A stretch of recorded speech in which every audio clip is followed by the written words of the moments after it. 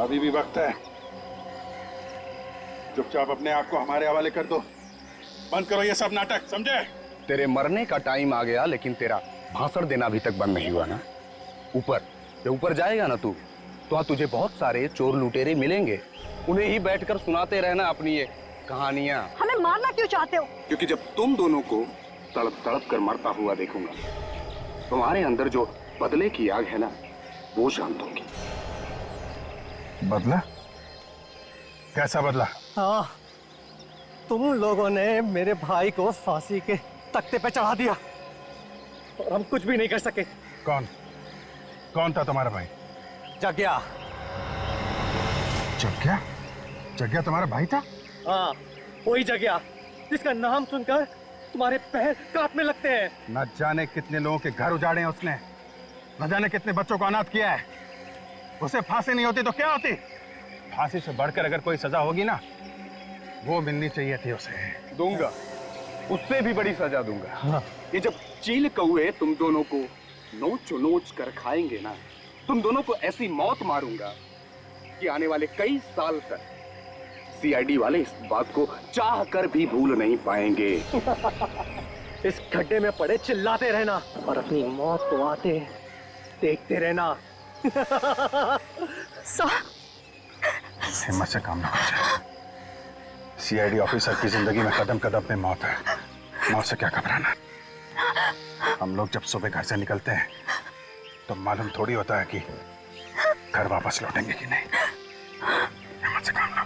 काट रस्सी।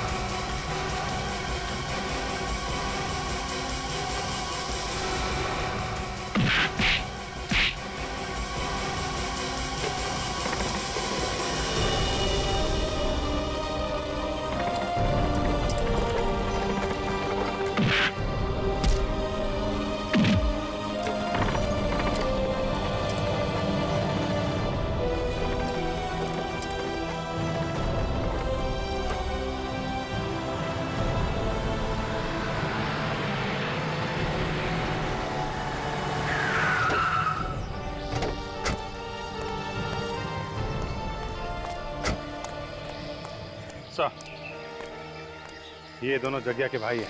पूरी सीआईडी टीम से बदला लेना चाहते थे। सीआईडी वालों से बदला? कभी सपने में भी मत सोचना, समझे? अब जेल में बैठकर बदला लेना अपने भाई की मौत का। तुम दोनों को तो फांसी होगी, फांसी।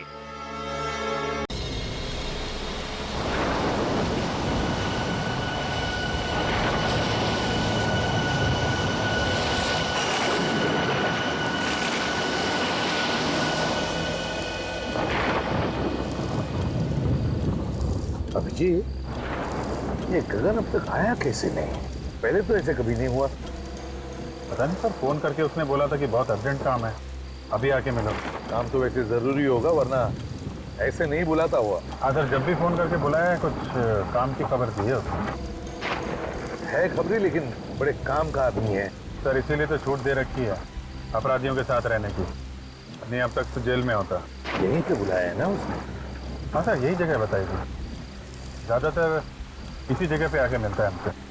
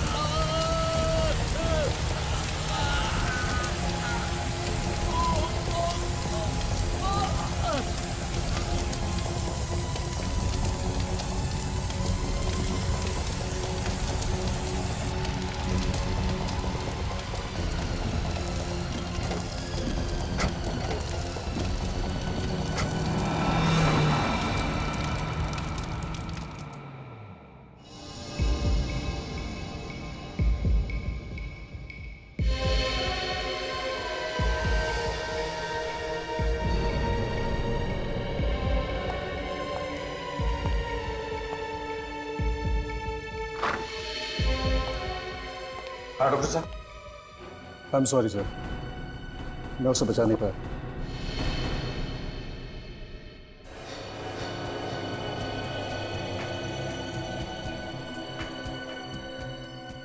लेकिन डॉक्टर साहब, जब हम इसे यहाँ लेकर आए थे तब तो ये जिंदा था ना? नहीं सर, इसकी मौत पहले ही हो चुकी थी।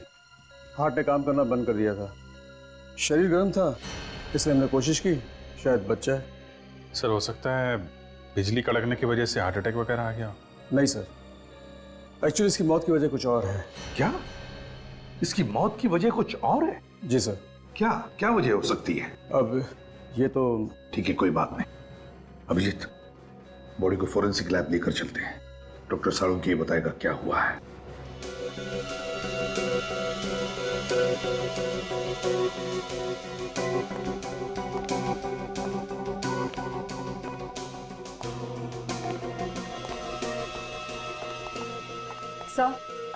सर, अगर आसमान से बिजली इसके ऊपर गिरती तो इसके सिर्फ हाथ और पैर ही क्यों जलते?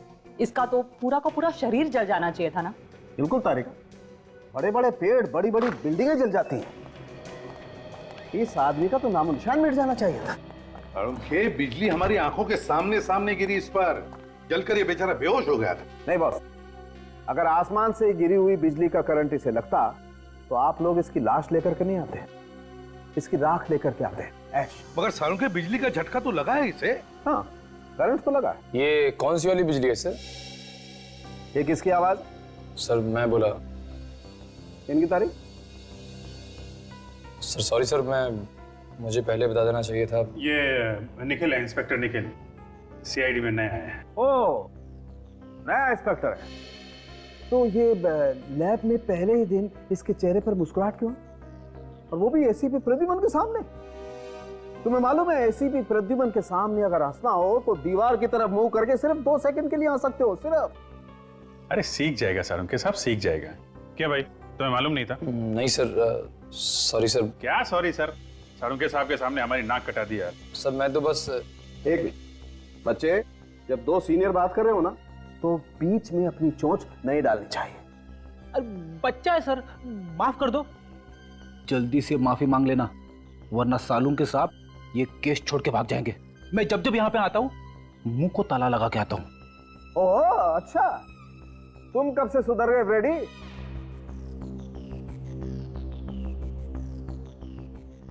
सॉरी सर, आगे से गलती नहीं होगी।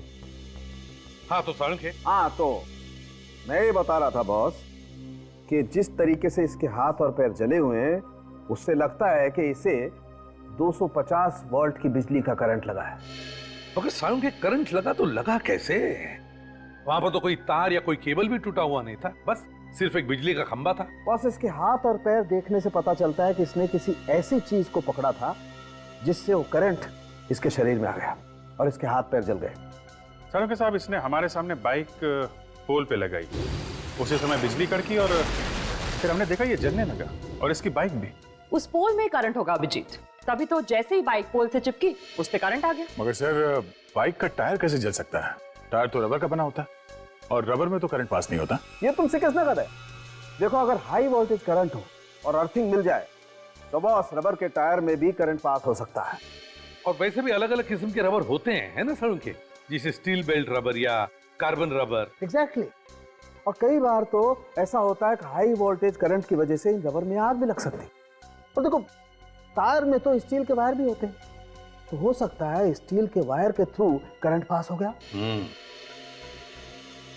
अब ये तो एक बार फिर से उस बिजली के खंबे के पास जाकर के छानबीन करनी होगी। इलेक्ट्रिक सप्लाई डिपार्टमेंट के लोगों को भी वहां बुला लो।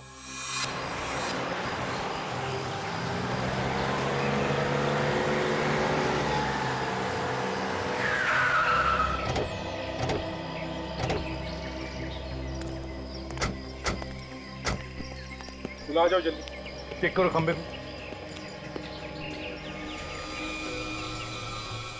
सर पोल में करंट आ रहा है। जरा बाइक चेक करो। सर बाइक में भी करंट आ रहा है। पर गगन ने जैसे ही बाइक पोल पे लगाई होगी, करंट बाइक पे आ गया और उसके बाद जगन को करंट लग गया। जरा ये जंक्शन बॉक्स खोल कर देखो।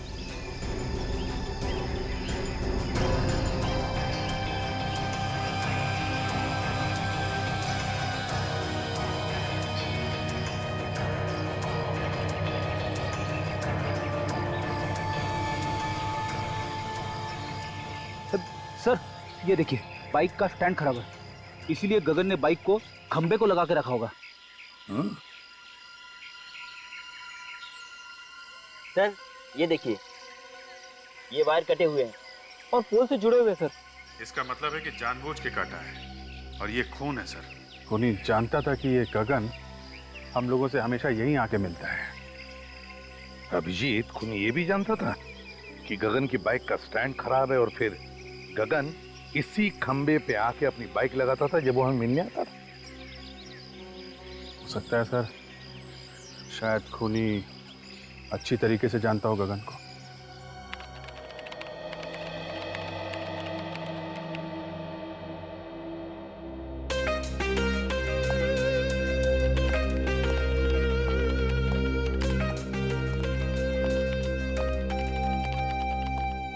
Hello sir. हेलो। निखिल, तुम अभी नए हो, अभी तुमने फ्रेडी का कमाल देखा ही कहां है। ये लोग अगर सारा केस मेरे ऊपर छोड़ दे तो इस केस को मैं ऐसे ऐसे चुटकियों में सॉल्व कर दूं, चुटकियों में। सर वैसे भी मैंने आपके बारे में बहुत कुछ सुना है सर। अच्छा, फिर तो तुमने ये भी सुना होगा कि दयासुर को दरवाजा तोड़ना मैंने ही सिखाया है। अरे देखते क्या हो, मैं झूठ नहीं बोल रहा हूं। तो कभी कभी मैं थक जाता हूं तो उन्हें कह देता हूं दरवाजा तोड़ने के लिए, तो वरना दयासुर तो। सर दया सर के बारे में आप ऐसी बातें मत करिए। क्यों भाई, दयासुर को क्या पर लगे हैं? देखिए वो मेरे गुरु हैं और मैं उनके खिलाफ एक भी शब्द नहीं सुन सकता इस तरह के। अरे मैं तो मजाक कर रहा था। एक्चुअली मैं ये कहना चाहता था कि कभी कभी मैं भी दया सर की मदद करता हूँ दरवाजा तोड़ने के लिए। और सर गगन ऐसे मरने वालों में से नहीं था, अपराधियों के साथ रहता था वो, और मैंने उसे कई बातें सिखा रखी थी। हर दांव पेच मालूम था सर उसे, कोई ना कोई उसके पीछे पड़ा हुआ था सर काफी दिनों से। हाँ दया, और वो जो भी कोई है वो जानता था कि गगन हमको क्या बताने वाला है। सर कैसे भी करके ये पता लगाना चाहिए कि वो बात क्या थी। हो सकता है कोई बड़ी घटना के बारे में हो। हाँ सर, वैसे तो वो मुझसे 3-4 दिन बाद मिलने वाला था, मगर उसने फोन करके बुला लिया मुझे। कोई तो बड़ी बात थी सर। गगन का रिकॉर्ड है ना हमारे पास? हाँ सर। बस तो देखो किन किन लोगों को जानता था, उन्हीं से हमें पता चलेगा। सर उसके परिवार वालों से भी पूछताछ करते हैं। हाँ भैया, परिवार वालों से भी पूछताछ करो, उसके फोन रिकॉर्ड चेक करो, देखो वो किस किस से बात करता था, किस किस से मिलता था। जैसे भी हो हमें पता लगाना ही चाहिए कि यह किसका काम है।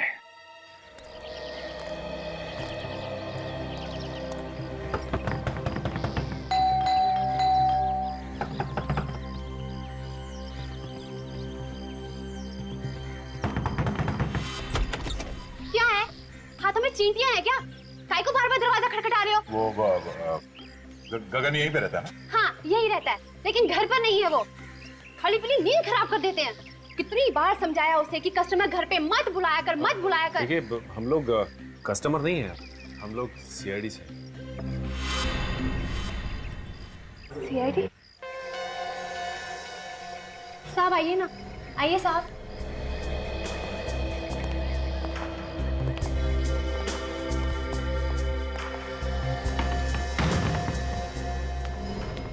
अब क्या हुआ साहब? मेरे पति ने फिर से उल्टा सीधा कुछ किया क्या? देखिए साहब, अब उसे सब कुछ छोड़ दिया है। अब तो मेरे मर्द ने प्लम्बर का धंधा शुरू कर दिया है। हमें मालूम है। तो फिर क्या हुआ साहब? देखिए आपके पति ने तो कुछ नहीं किया। तो फिर? वो बताइए ना, क्या किया मेरे मर्द ने? आपके पति की मौत हो गई, किसी ने खून कर दिया उसका। बेहोश हो गई, पानी लेकर निक जल्दी।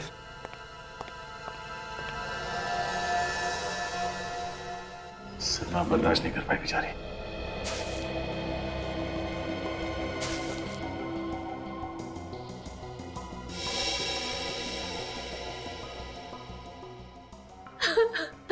देखिए जो कुछ होना था वो हो गया। गगन की मौत का हमें भी बहुत दुख है। खबरी था वो हमारा। खबरी बना के मरवा डाला आप लोगों ने उसे। मुझे पता होता तो मैं ऐसा काम उसे कभी नहीं करने देती। सीआईडी की मदद करना कोई गुनाह नहीं है। आप हमें ये बताइए कि कोई दुश्मन था गगन का? मेरे पति ने हमेशा सबका भला किया है। जिसके पास पैसे नहीं होते थे मुफ्त में काम कर देते थे उसका। ऐसे भले इंसान का कोई दुश्मन कैसे हो सकता है साहब? देखिए कोई ना कोई तो उसका दुश्मन जरूर था जो उसके पीछे लगा हुआ था। मतलब उसको कैसे पता चलता कि वो हमसे मिलने वाला था? देखिए अगर आपको मालूम है तो आप बता दीजिए, वरना वो दुश्मन आपके लिए भी खतरनाक हो सकता है।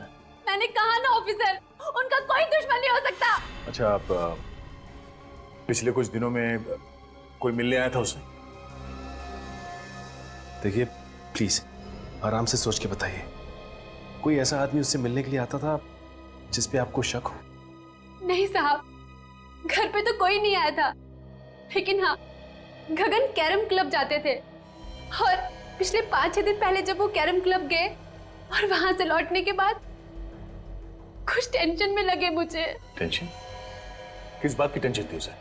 मैंने पूछा उनसे कि क्या हुआ, मुझे बताइए, लेकिन उन्होंने कुछ नहीं बताया। बस कहा कि टेंशन है, बहुत जल्द सीआईडी से मिलना पड़ेगा। ये कैरम क्लब कहाँ पर है? हाँ जी, हाँ जी, ये गगन के नाम से ही फोन है। मिल गया रिकॉर्ड? हाँ तो आप मेल कर दीजिए ना। या थैंक यू वेरी मच। जरा मेल चेक करना, उन लोगों ने गगन के फोन का रिकॉर्ड हम लोगों को मेल किया है। देखते हैं किसका किसका फोन आया था और किसे फोन किया था इसने। मेल आ गया सर। हाँ ओपन करो, देखो।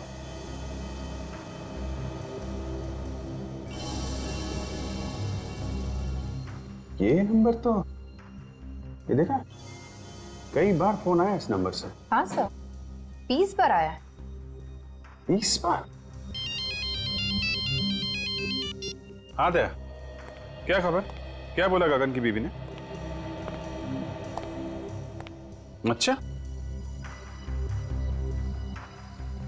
6 दिन पहले कैरम क्लब से आया तो टेंशन में था। ओके, हाँ फोन रिकॉर्ड चेक कर लेता हूं। नहीं वो मंगा लिया मैंने। या ओके ओके। 6 दिन पहले ऐसे फोन आया था, उसके बाद से काफी टेंशन में था। 6 दिन पहले किसका फोन आया था? ये तो वही नंबर है जहां से 20 बार फोन आया था। जरा पता करो किसका नंबर है।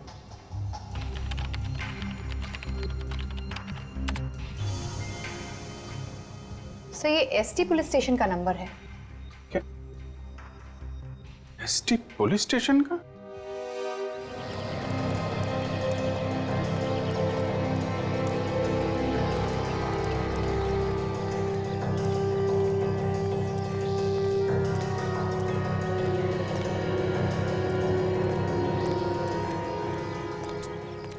भैया, अरे रामू, बैठा था आप लोगों को।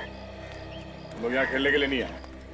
एक खिलाड़ी के बारे में कुछ जानकारी लेनी है। किस खिलाड़ी के बारे में पूछना है सर? गगन के बारे में। गगन भाई, हाँ वो आता तो है लेकिन आज नहीं आया है। कोई काम हो तो बताइए, आएगा तो मैं बोल दूंगा उसको। वो अब कभी नहीं आएगा यहाँ। कैसी बातें कर रहे हो साहब? कौन है आप लोग? हम लोग सीआईडी से।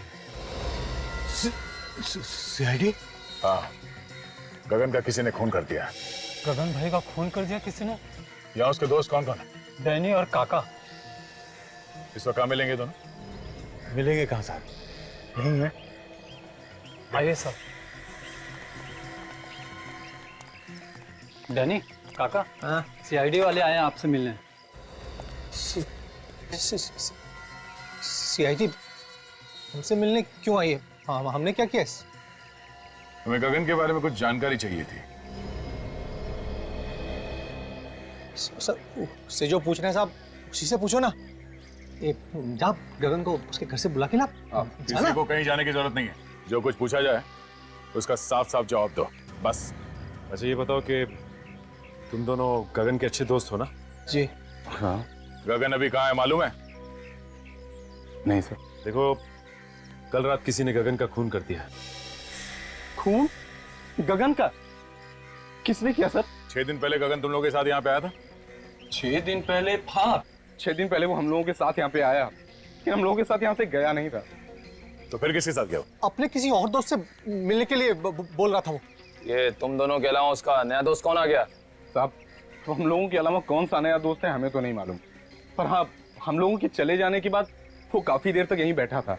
उसके बाद सर उससे कौन मिला, क्या हुआ, कुछ नहीं पता सर। अच्छा ये बताओ कि तुमने यहाँ पे गगन से मिलते हुए किसी को देखा क्या? आप मिलते हुए नहीं देखा मैंने भी। काफी देर तक बैठा रहा यहाँ पर। अच्छा, उसका यहाँ पे किसी के साथ झगड़ा था? हाँ सर, था। जीतू और गगन में आपस में नहीं बनती थी। 36 का आंकड़ा था साहब। जीतू कौन है? सर, हमने उसका नाम तो सुना है सर, लेकिन हम जानते नहीं कि कौन है वो। मैं जानता हूँ सर जीतू को। कई बार मेरे सामने झगड़ा हुआ है उन दोनों का।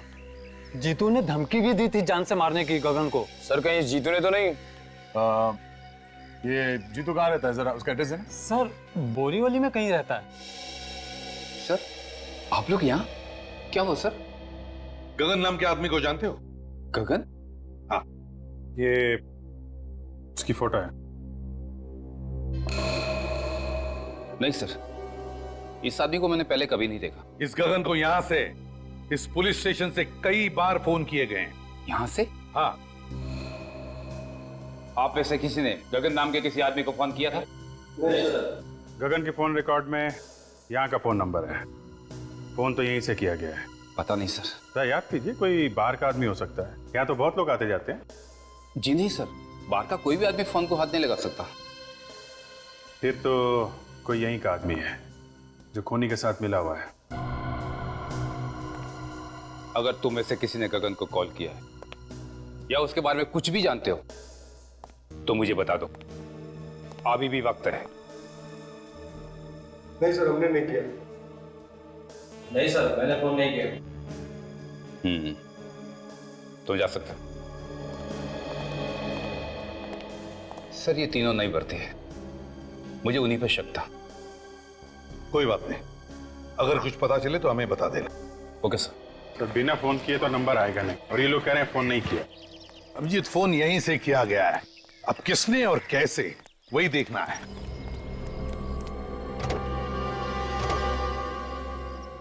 सर, हाँ सर, लगता है पता चल गया कि फोन कहां से किया गया है। अच्छा, कहां से?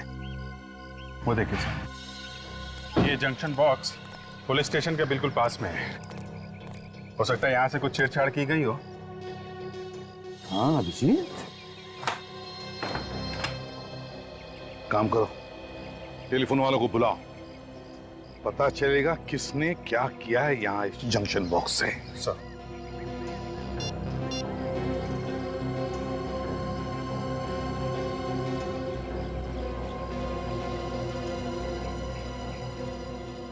इस एरिया के सारी टेलीफोन लाइंस इसी जंक्शन बॉक्स में जुड़ी हुई हैं? हाँ सर। तो जरा पुलिस स्टेशन की लाइन चेक करो, देखो किसने कुछ छेड़छाड़ किया है क्या।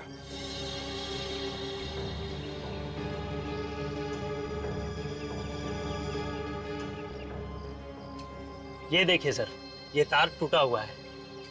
तो इसका मतलब है अभिजीत खूनी ने इस वायर को तोड़कर दूसरी वायर लगाकर फोन किया और फिर पहले जैसी जोड़ के रख दी है। मगर सर इतनी सारी लाइंस जा रही है यहाँ से, तो फिर खूनी को कैसे पता चला होगा कि कौन सी लाइन पुलिस स्टेशन की है? हो सकता है टेलीफोन डिपार्टमेंट का कोई आदमी मिला उससे। नहीं सर, आप हमारे ऊपर ऐसा इल्जाम नहीं लगा सकते। तो फिर ये कैसे हुआ? ध्यान कैसे नहीं गया तुम्हारा? ताला टूटा हुआ है, वायर कटी हुई है। सर हम लोग महीने में एक बार चेक करने के लिए यहाँ पे आते हैं। पिछले महीने आए थे तो सब कुछ ठीक था सर। तुम लोगों के अलावा कोई और आता है ये चेक करने के लिए? नहीं सर, ये एरिया हम दोनों ही देखते हैं। अभिजीत, एक बात समझ में नहीं आ रही है, खूनी ने यहीं से फोन क्यों किया? शहर में इतने सारे पीसीओस है, जंक्शन बॉक्सेस है, यहीं से क्यों? सर हो सकता है खूनी इसी एरिया का हो, आसपास का रहने वाला। इस एरिया में तो जीतू भी रहता है जो गगन को जानता है। कहीं उसी ने तो फोन नहीं किया? काजल, ये जीतू गगन को सिर्फ जानता नहीं है, बल्कि उसने उसे जान से मारने की धमकी भी दी है। जान से मारने की। जीतू से मिलना पड़ेगा अभिजीत।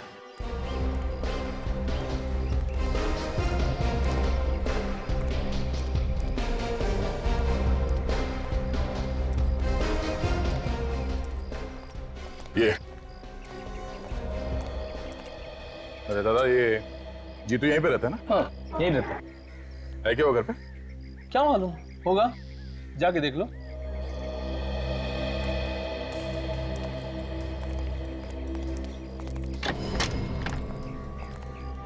जीतू। हाँ क्या हुआ? बस तुझसे मिलने चले आए। आप लोग हैं कौन? तेरे दूर के रिश्तेदार हैं, तुझे साथ ले जाने आए हैं। अरे भाई साफ साफ बताओ, कौन हो तुम लोग? सीआईडी। सीआईडी? हाँ। गगन का खून क्यों किया तुमने? क्या गगन का खून हो गया? अब ये एक्टिंग वैक्टिंग खत्म हो गई हो तो आगे बढ़े। हाँ, क्यों मारा गगन को? सर मैं गगन को क्यों मारूंगा? मेरी उससे क्या दुश्मनी है? तेरा झगड़ा हुआ था ना उसके साथ कैरम क्लब में। सर जब मैं किसी कैरम क्लब गया ही नहीं तो झगड़े का तो सवाल ही नहीं उठता ना। ये गगन जहाँ पे रहता है उसके घर के पास में नुक्कड़ पे एक कैरम क्लब है। कुछ याद आया तुम्हें? नुक्कड़ पे कैरम क्लब? तेरे पास सिर्फ 1 सेकंड है, जो कुछ मालूम है सच सच बता, वरना मेरा एक हाथ पड़ेगा तो 10 दिन तक तेरा दिमाग झंझनाता रह जाएगा। तू वहां पर कैरम क्लब में गया था, तुझे लोगों ने वहां पे देखा था, और तेरा झगड़ा भी हुआ था गगन के साथ में। सच बोल, हुआ था या नहीं? हाँ सर, याद आया। अच्छा हुआ, जल्दी याद आ गया। गगन के साथ झगड़ा हुआ था ना? हाँ? वो तो सर ऐसे ही थोड़ी बहुत कहा सुनी हो गई थी, फिर बाद में बोलचाल हो गई सर। ऐसी कहा सुनी तो अक्सर हो जाती है हमारे बीच। किस बात को लेकर झगड़ा हुआ था तुम दोनों के बीच? वो सर, पहले मैं गगन के पड़ोस में रहता था, तो इलेक्ट्रिसिटी के बिल को लेकर थोड़ी सी कहासुनी हो गई थी। सर छोटे मोटे इलेक्ट्रिसिटी बिल के लिए कोई किसी को मार सकता है क्या? नहीं। पर इसने तो गगन का खून कर दिया। नहीं सर, मैंने गगन को नहीं मारा सर, मैं सच कह रहा हूँ सर। अगर कोई ये कह दे कि मैंने गगन का खून किया है तो सर आप जो मर्जी सजा दीजिएगा सर। सचिन! सर आप ठीक है ना? किसने गोली मारी? गोली लगी तुम्हें? सर वो रहा सर।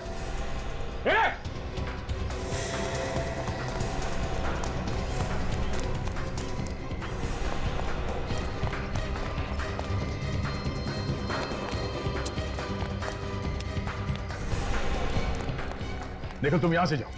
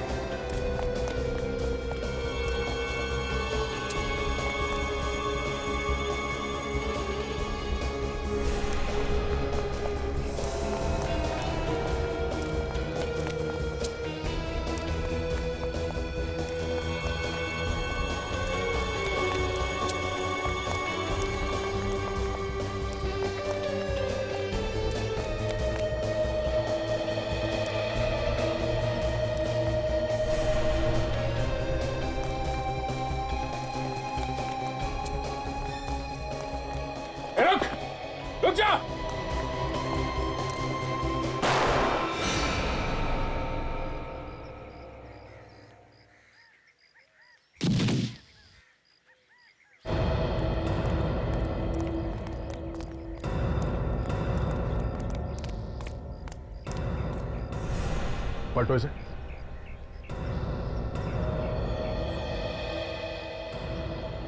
सर इसके तो सीने में गोली लगी। सीने में गोली लगी है? मगर मैंने तो इसके पैर पे गोली चलाई थी, वो भी पीछे से। इसके सीने में गोली कैसे लगी?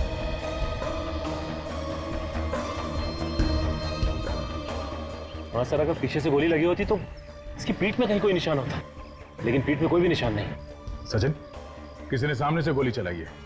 देखो आसपास कोई छुप के बैठा है क्या? जल्दी।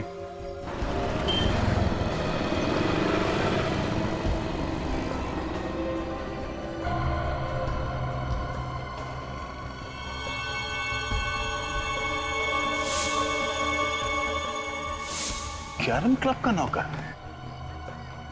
ये कैरम क्लब का नौकर जीतू को क्यों मारना चाहता था?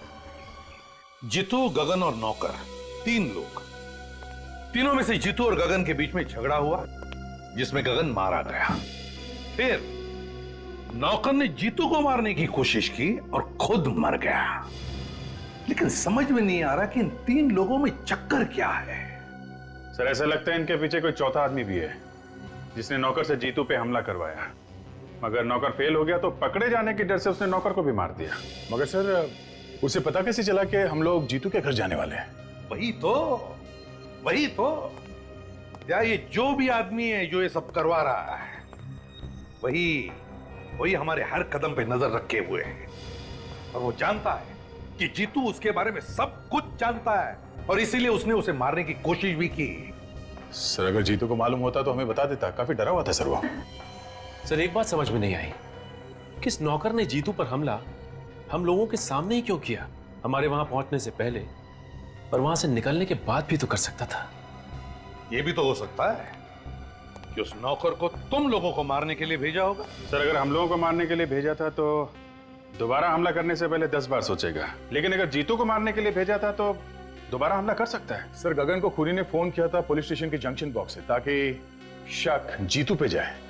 एक काम करो, ये नौकर जहां पर नौकरी करता था उस कैरम क्लब के मालिक को जाकर के मिलो और जरा प्यार से पूछो उससे, पता लगाओ कौन कौन मिलने आता था उस नौकर को। Yes sir.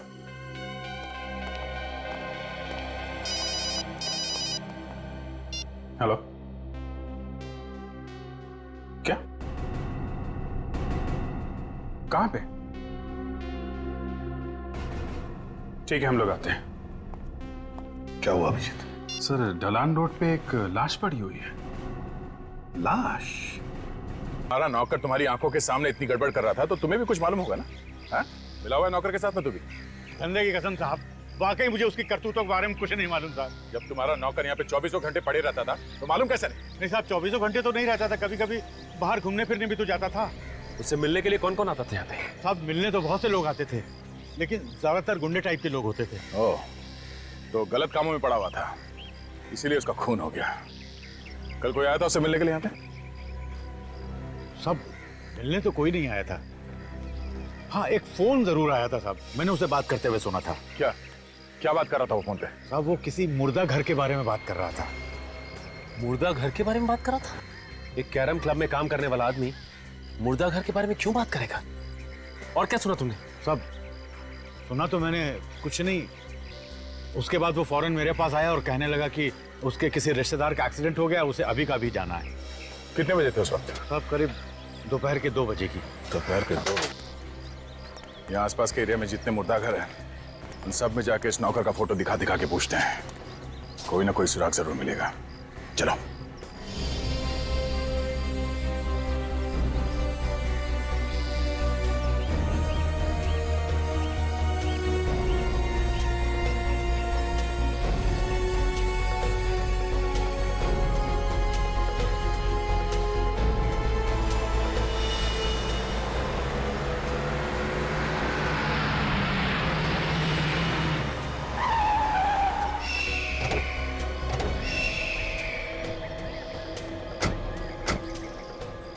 जिसे फोन किया है वो भाग गया है। यही तो प्रॉब्लम है, लोग पुलिस के पचड़े में नहीं पड़ना चाहते। सर, एक्सीडेंट का केस लगता है। लेकिन इस सड़क इतनी दूर है काजल, और यहाँ आसपास टायर का कोई निशान भी नहीं दिख रहा है। लगता तो नहीं है एक्सीडेंट है। तो सर ये लाश यहाँ लाकर डाली गई है? हो सकता है। बॉडी को अच्छी तरीके से चेक करते हैं, देखते हैं मौत की वजह क्या है।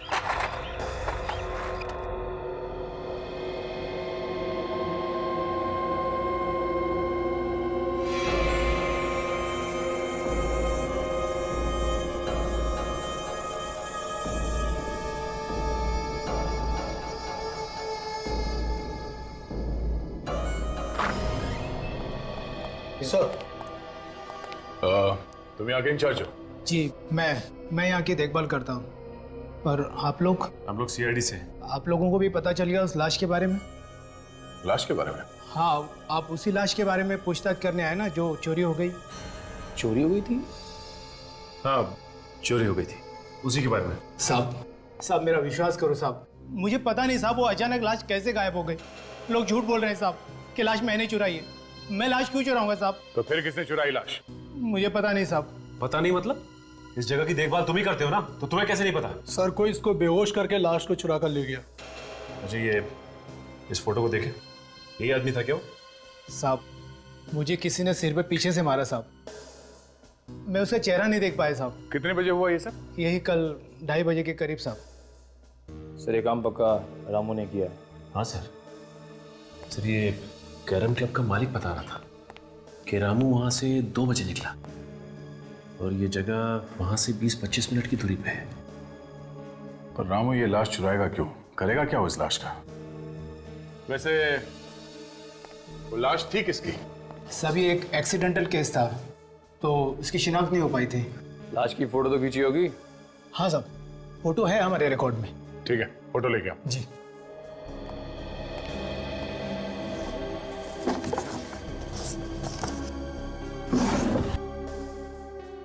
सभी है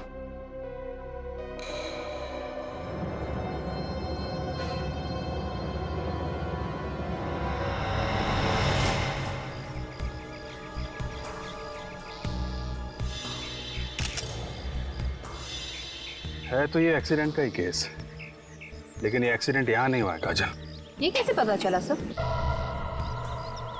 एक तो ये लाश काफी दिन पुरानी है, दूसरा अगर एक्सीडेंट यहाँ पे हुआ होता तो यहाँ जमीन पे भी आसपास खून पड़ा होता, लेकिन जमीन पे कहीं भी खून नहीं है। खून सिर्फ इस बॉडी के ऊपर है और इसके चेहरे पे, और कहीं भी खून नहीं। ये क्या है?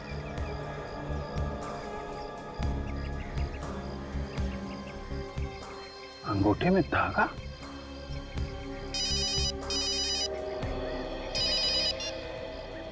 हाँ सचिन बोलो। क्या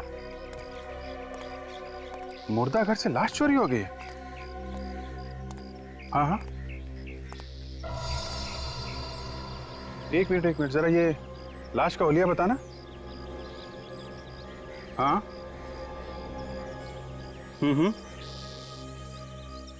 यार, जैसा हुलिया तुम बता रहे हो वैसी लाश हमारे सामने पड़ी हुई है और इसके पैर पे धागा बंधा हुआ है, वो जो मुर्दा घर में बांधते हैं ना पैर पे नंबरिंग के लिए, वैसा ही। हाँ, एक्सीडेंट की लाश है। ओह, ऐसा लगता है ये किसी की चाल है। लाश यहाँ पे लाके डाल दी और हम लोगों को फोन करके बुला लिया।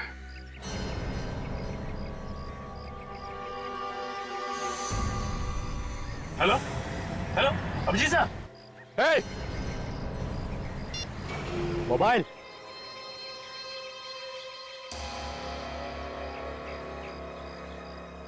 तुमने ठीक पहचाना ऑफिसर, ये हम लोगों की चाल थी जो काम कर गई। मगर मैंने इससे पहले कभी नहीं सोचा था कि सीआईडी वाले इतने बेवकूफ होंगे जो इतनी आसानी से चाल में फंस जाएंगे।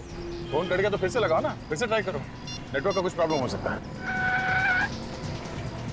सर अब तो नंबर स्विच ऑफ आ रहा है। मोबाइल स्विच ऑफ है? सीआईडी वालों के कान में खुजली करेगा, मालूम है अंजाम क्या होगा? अंजाम अंजाम छोड़, और तू ज्यादा से ज्यादा करेगा क्या? गुदगुदी करेगा, चक्कर लेना। मजा आता है। जब कीदड़ की मौत आती है तो वो शहर की तरफ भागता है। तुम लोगों ने अपनी मौत को दावत दे दी है। सर काजल का फोन भी बंद आ रहा है क्या? दोनों का फोन एक साथ बंद है। ये कुछ और ही चक्कर लगता है। अभिजीत सर भी कह रहे थे कि इन सबके पीछे कोई चाल है। सर कहीं अभिजीत सर और काजल की जान खतरे में तो नहीं है? निखिल, सीआईडी ऑफिसर्स की जान हमेशा ही खतरे में होती है। हिलना नहीं ऑफिसर, वरना गोली चल जाएगी। दे ना